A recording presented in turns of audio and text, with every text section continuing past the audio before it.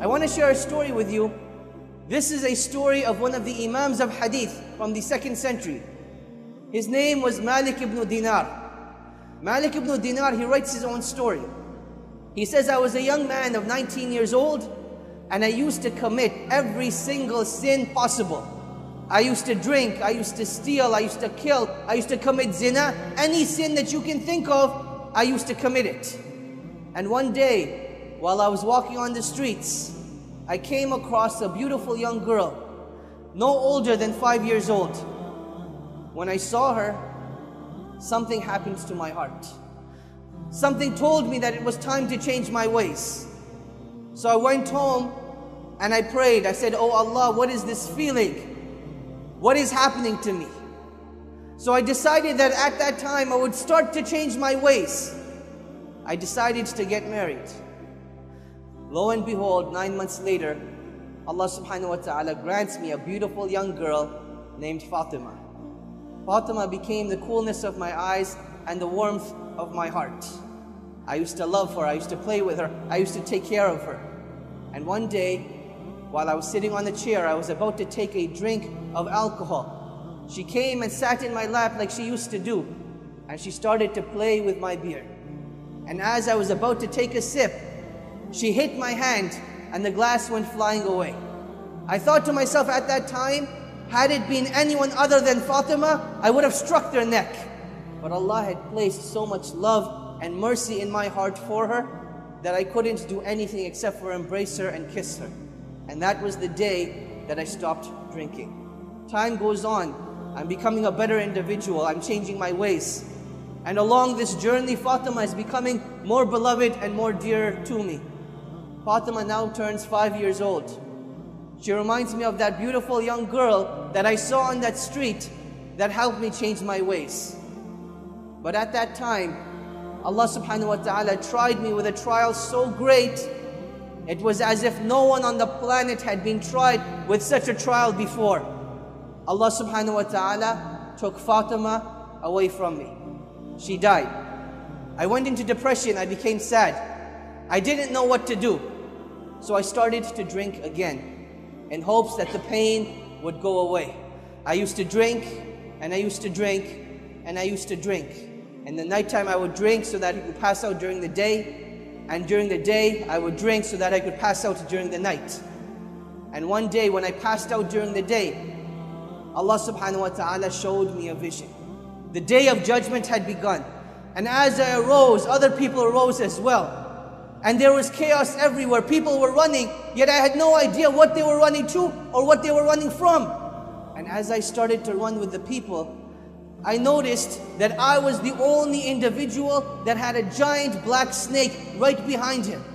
The more I ran, the quicker I ran, the quicker the snake came. So I ran and I ran and I ran until I came to the foot of a mountain. And I saw this old man with a beautiful white beard and beautiful white hair and beautiful white clothes. But he was very old.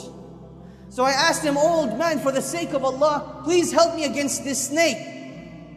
The old man replied, I am too weak and I am too feeble.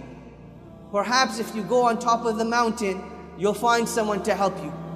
So I went to the top of the mountain, I ran, and the snake is just behind me. And as I get to the top of the mountain, I look over the valleys and I see the hellfire. People being burned, people being punished, people being persecuted.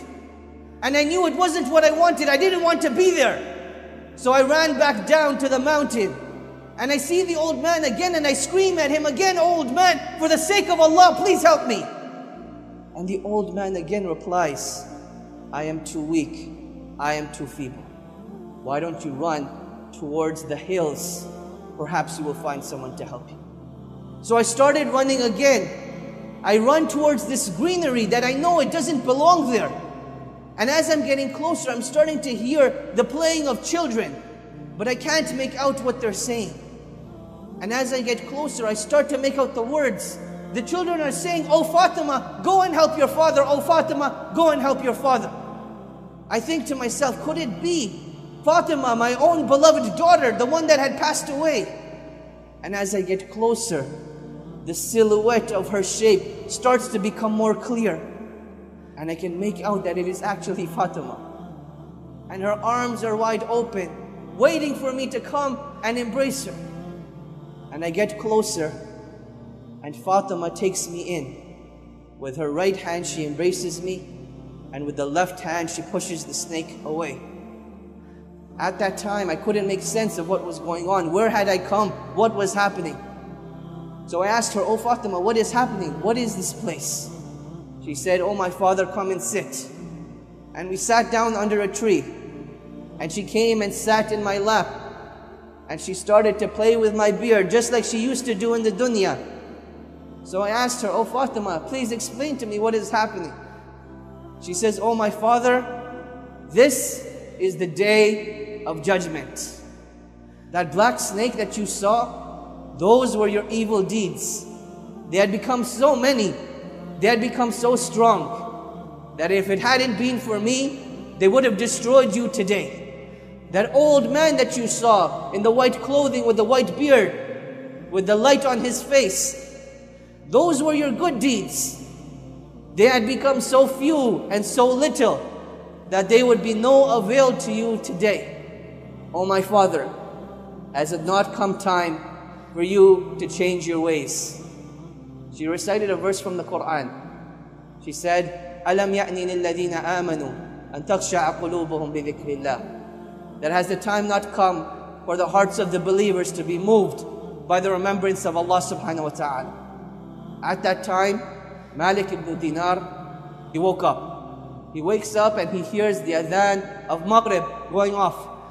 He makes wudu and he hurries to the masjid.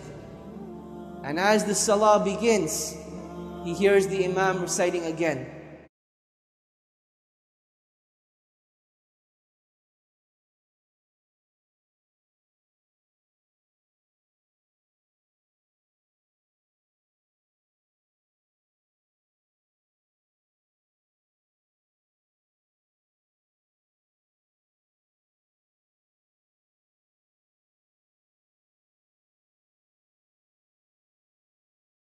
That has the time not come for the hearts of the believers to be moved by the remembrance of Allah subhanahu wa ta'ala. Malik ibn Dinar, he prayed his salah and he knew that a new life for him was about to begin. And that is what he decided to do. Now I want you to think, the story of Malik ibn Dinar has many, many other stories of what a great individual he became. One of the leaders of the tabi'een of his time. But how did this individual get to such a state? Every individual has a turning point in their lives where they can become better people or they can become worse people. A conscious decision of which way you want to go, towards Jannah or towards the Nar.